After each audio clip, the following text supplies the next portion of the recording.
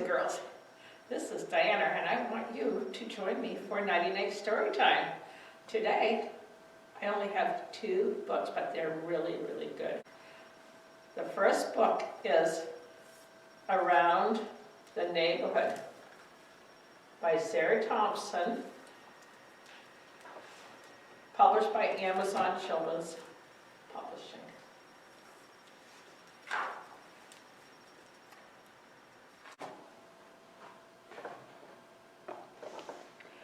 Around the neighborhood, inside a room full of sun, lived a happy, laughing mother and her little baby one.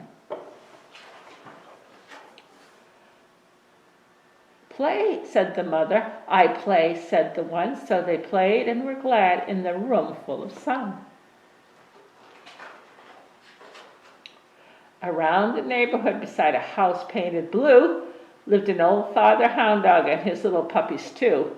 Sniff, said the father. We sniff, said the 2. So they sniffed and were glad by the house painted blue. Around the neighborhood, beneath the shade of a tree, lived an old mother calico and 3 little kittens 3. Pounce, said the mother. We pounce, said the 3. So they pounced and were glad in the shade of the tree. Around the neighborhood, upon a web near a door, lived an old father spider and his spiderlings 4. Spin, said the father. We spin, said the 4. So they spun and were glad on the web near the door. Around the neighborhood, between a swing and a slide, lived an old mother ladybug and little beetles 5. Crawl, said the mother. We crawl, said the 5. So they crawled and were glad by the swing and the slide. Around the neighborhood, beside a wall made of bricks, lived an old father rabbit and his little bunnies 6. Hop, said the father. We hop, said the 6. So they hopped and were glad by the wall made of bricks. Around the neighborhood, where wildflowers grow free, lived an old mother queen bee and her 7 honeybees. Hum, said the mother. We hum, said the bees. So they hummed and were glad where the flowers grow free. Around the neighborhood, atop a tall iron gate, lived an old father black crow and his little hatchlings 8. Crows, said the father. We caws, cried the 8. So they cried and were glad on the tall iron gate. Around the neighborhood, by where a stream bends and winds, lived an old mother mallet and her little ducklings 9. Dive, said the mother. We dive, said the 9. So they dove and were glad where the stream bends and winds. Around the neighborhood, the day had come to an end for an old father swallow and his little swallows 10. Soar, said the father. We soar, said the 10. So they soared and were glad as day came to an end. Around the neighborhood, when all the playing was done, lived a tired-smelling mother and her little baby one. Sleep, said the mother. I sleep, said the one. So they slept and were glad when the playing was done. The end.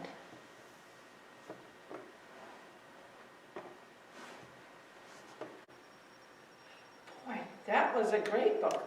And you know what? If you take this out, you might be able to sing it as a lullaby.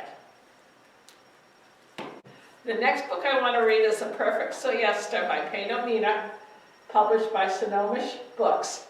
And it's about a sloth, which you know loves to sleep all the time.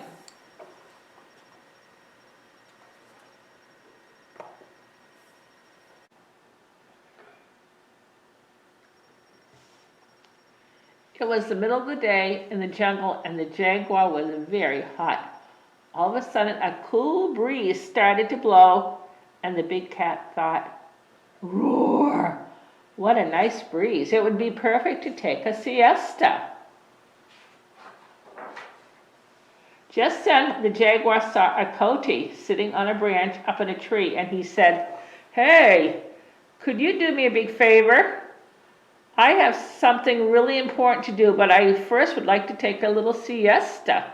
There's such a nice cool breeze. It's just too good to resist.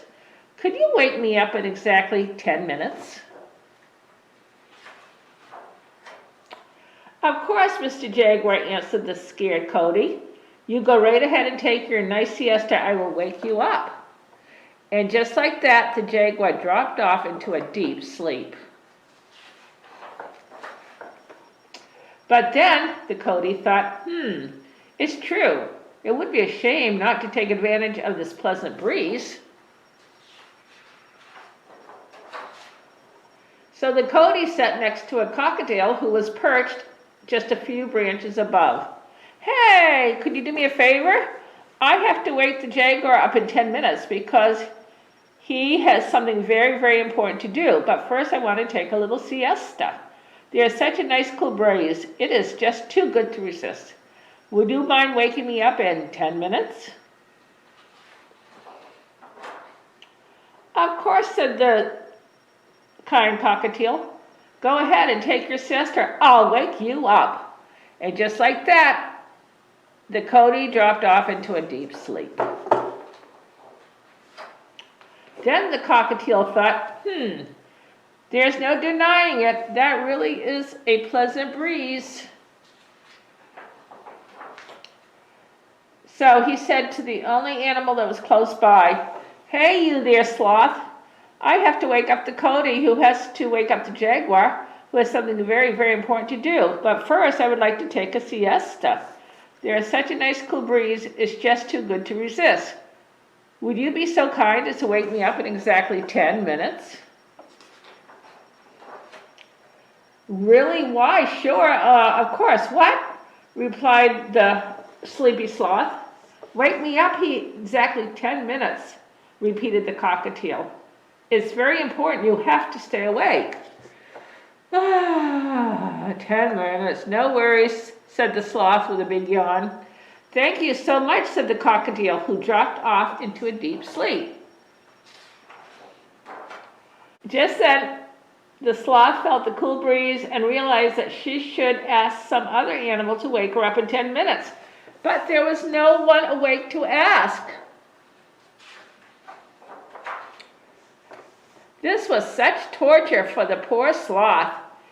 But she had given her word to the cockatiel, who had promised the Cody, who had promised the Jaguar, who no one was particularly thrilled to see angry.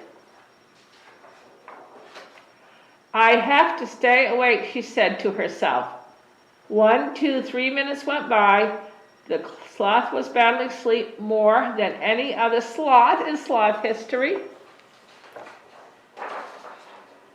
4, 5, 6 more minutes went by.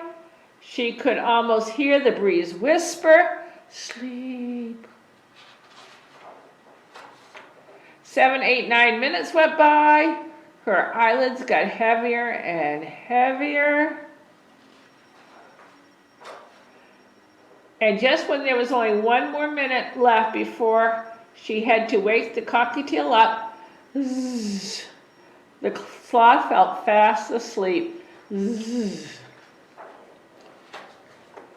Then all of a sudden the nice cool breeze that was blowing through the jungle turned into a huge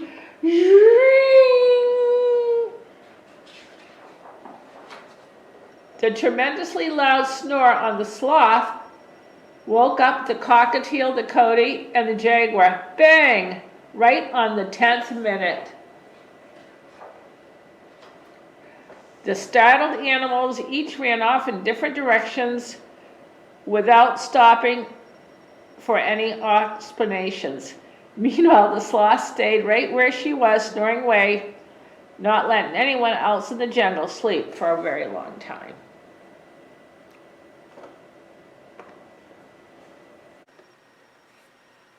Wasn't that a great book? I bet you learned a lot about sloth sleeping habits.